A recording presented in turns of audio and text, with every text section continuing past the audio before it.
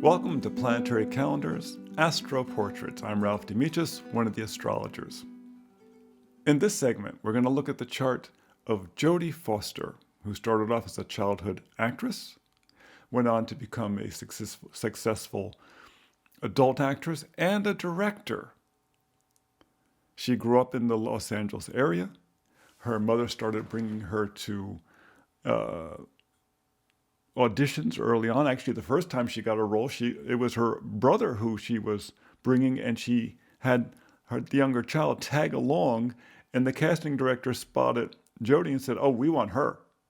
And so she started appearing on screen in commercials and other things.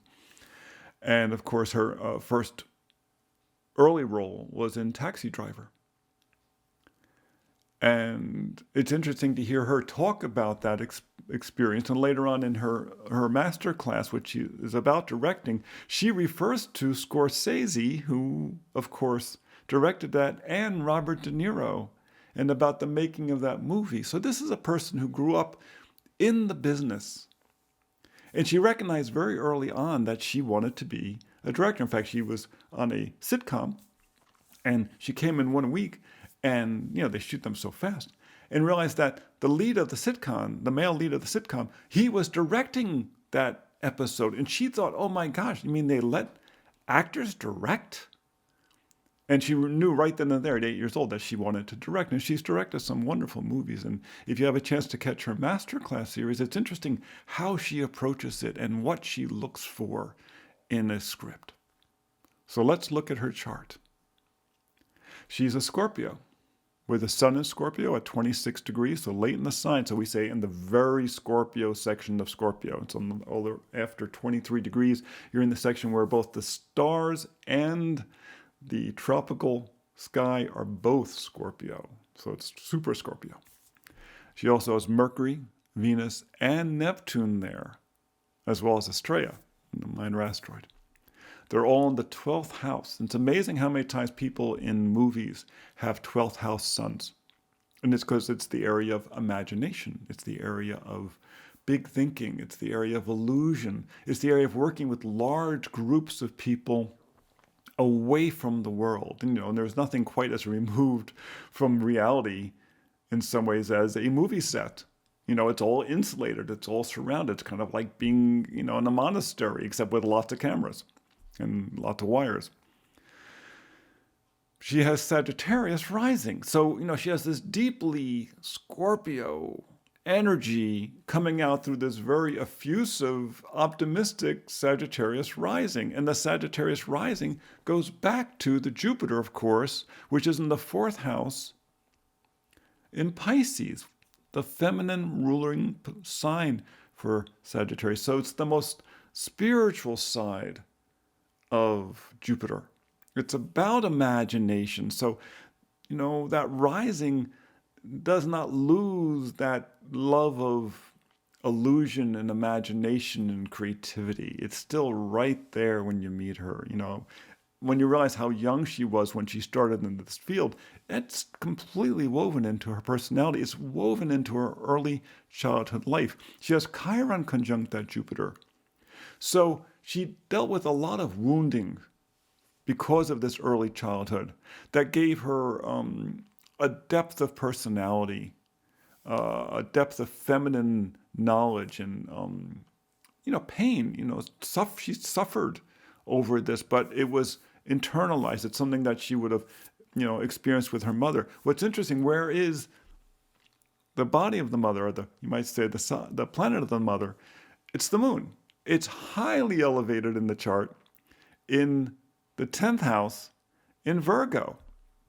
It was her mom who brought the kids to all of these auditions. It was her mom who basically started her on this career.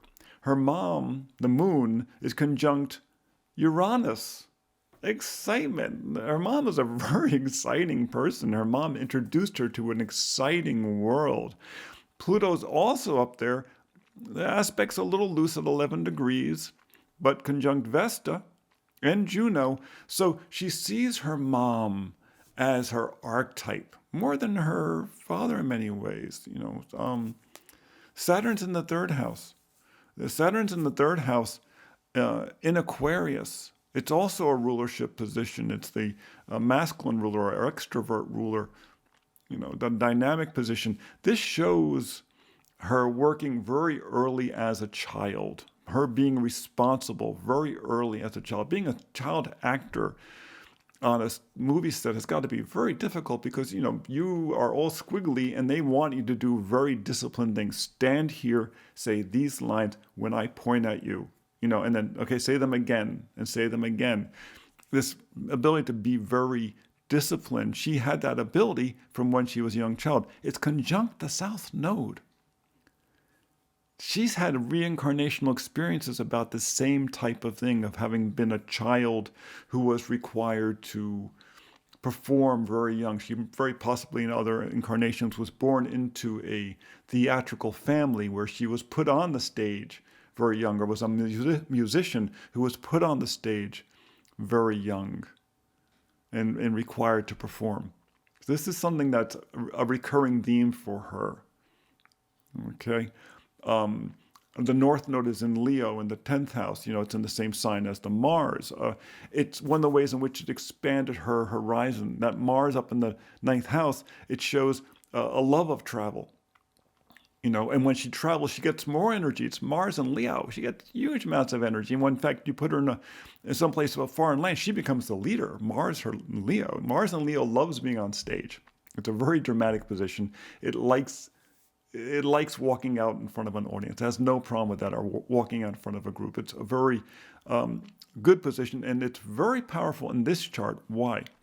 Because at 17 degrees, it forms an exact trine to 17 degrees Sagittarius, her rising.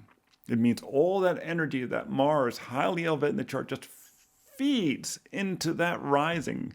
So all of her energy just comes out through her expression from the 9th house, the house of optimism, the house of philosophy, the house of advice. It's one of the reasons why she made such a good director. She's very good at giving advice.